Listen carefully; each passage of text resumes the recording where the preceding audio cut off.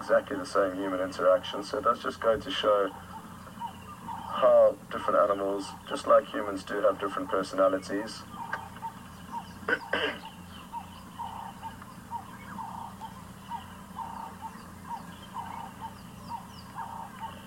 wonder what he heard back there. If we're lucky, it would be a hyena approaching.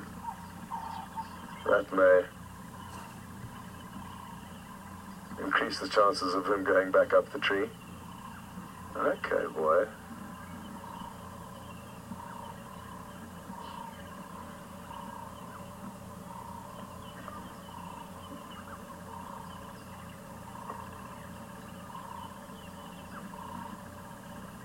Now, if he does get up and start moving towards the tree, it'll be difficult to try and reposition. But we'll see what happens. I might try and get onto the other side of the tree in order to get the best angle.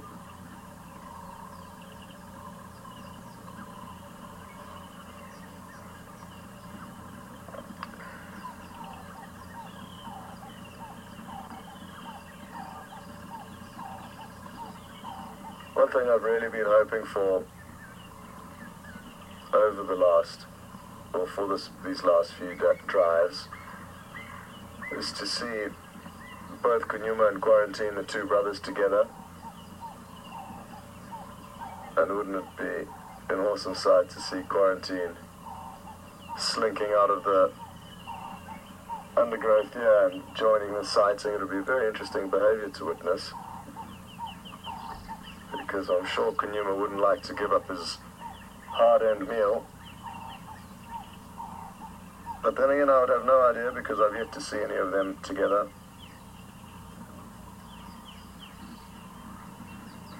So that's something on the wish list before the drive's finished, to see any adult leopards together. Just to have two leopards in the same shot would be great. The most I've ever seen in one sighting was 5. It was an incredible sighting with a mother, a father, 18-month-old, or just over 18-month-old cub, and then 2 young 3-month-old cubs. The 18-month and the 3 months both fathered by the same male that was in that sighting, so there's some really interesting dynamics did unfold with that specific leopardess and her cubs, and the 18-month-old one tended to tag along. Oh, this is a good sign. We like to see yawning, because it can often be an indicator that they're going to be on the move.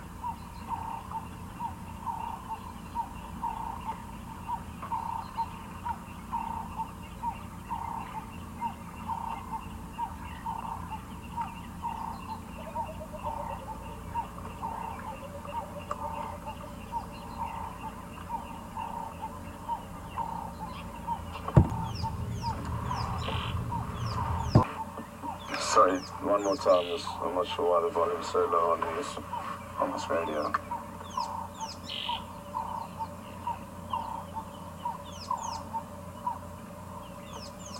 Okay, question from Sharon in Memphis. Good morning, Sharon, and welcome on board. Sharon's asking how far the leopard would stray from the kill, and it's a good question and not an easy one to answer. Oh, more yawning. This is again a good sign. Let's see if he looks up at the kill, because that would also be a good indicator to us that he is thinking about it, or about heading back up there.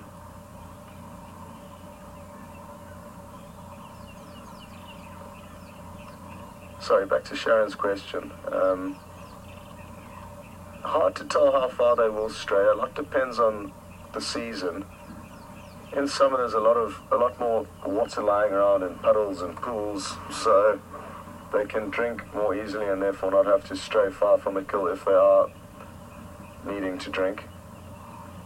I'm actually going to take a chance and get into position now, because I think he's going to get up. There we go. If you just zoom straight in there now, you kind of dead.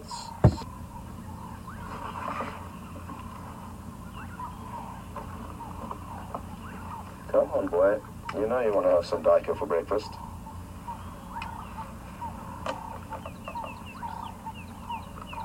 Now there's a large bulge out of the side of this marula tree from what seems to have been potentially another branch that's been broken off, and there's just a little knob left on the side of the tree, and when he climbs up, I'm guessing he's going to use that to aid in his ascent, and it'll mean that we'll have a great view of him if he pokes his head around the side of this marula tree. And he's on the move, but where is he going? Up at the kill now, as you can see, would have seen briefly.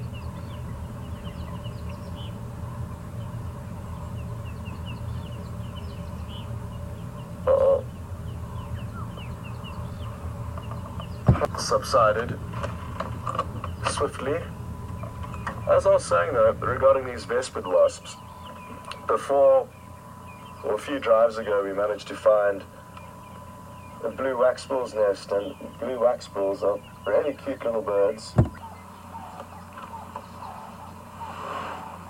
you not like Liam's outfit, potentially? Same one I wore yesterday. And the day before. He changes his mind when it suits him.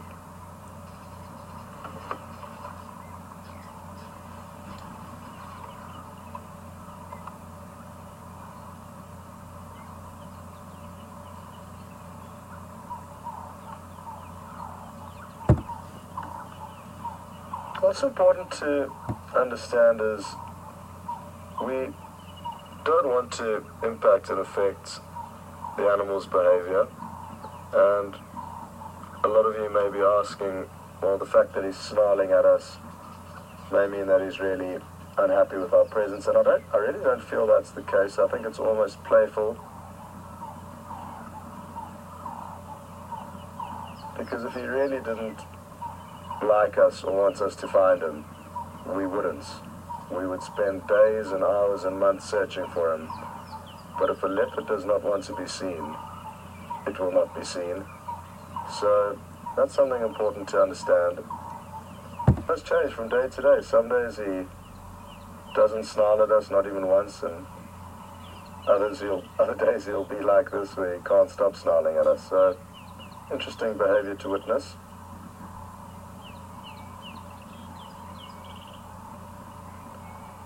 And you'll notice his panting has increased ever so slightly, and it will continue to increase because it's really starting to heat up. There's no breeze today, and this leopard is in for an uncomfortable day with that full belly.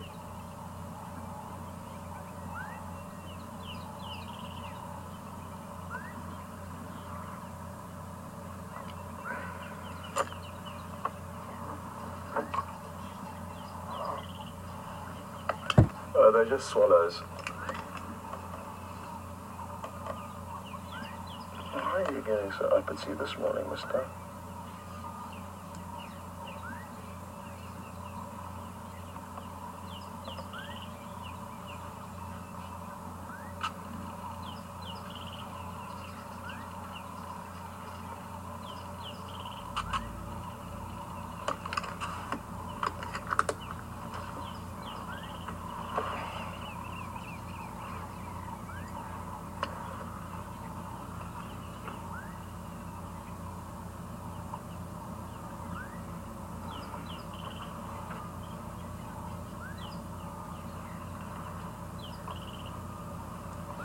Sorry, Alex, I'm not sure. You're coming through very softly. If you don't mind speaking louder, I can't get this volume any louder.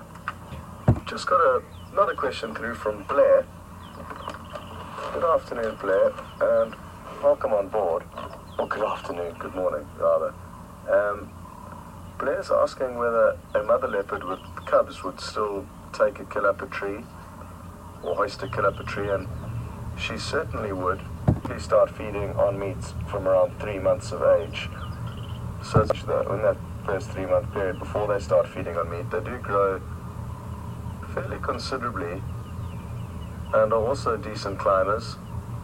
So the mother will take her cubs from kill to kill. Obviously she can't move the kill long distances to the cubs, so that's often when young leopard cubs do come unstuck with hyena or lion or other leopard that they come across in the traveling between kills, because there can be quite big distances that they need to travel. Her kill up trees, and would therefore often leave her cubs exposed to dangerous situations. It really was bizarre how she didn't hoist her kill readily up trees. Okay, boy.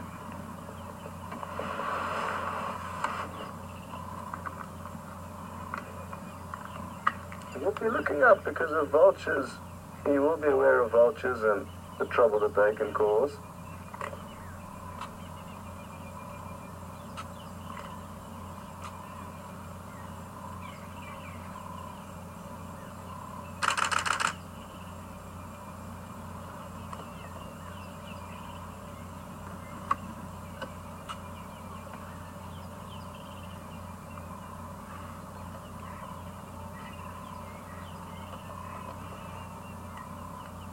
Right, I'm not sure what it was exactly.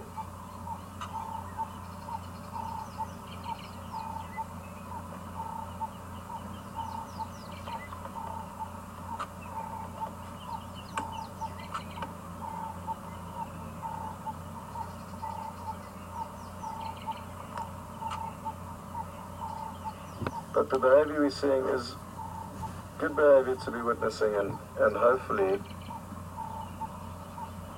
it's going to mean he's going to get up this tree fairly soon. If he was lying with his head flat in the grass, I'd be concerned, but the fact that he has been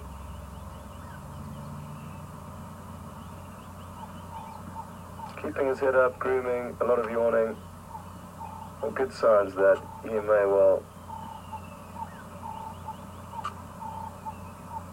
get up.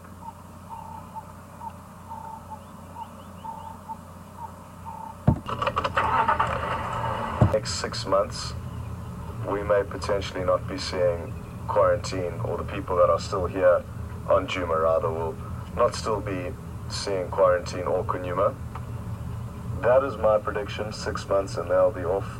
Not necessarily too far, but they'll be starting to get pushed from territory to territory, and they could end up many hundreds of miles away from here over the next few years.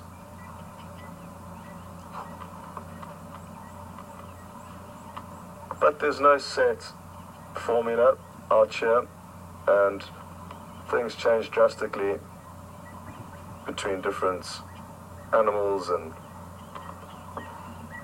very difficult to say when it would be that Mvula is going to eventually kick them out. And it's not only Mvula. Oh, look at this VM. Can you see the little blue wax ball through that gap there? It's even got some nesting material, which is the bird we were talking about. Ah, coming straight towards us.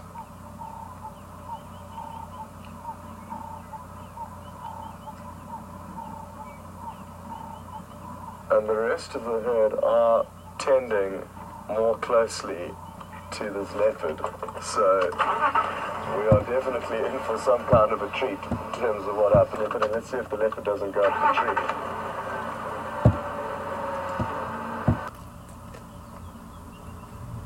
The pro-bed down to our south. Here we go. Let's watch this closely. I mean, look at that. Beautiful. Now the cow's coming in to properly investigate.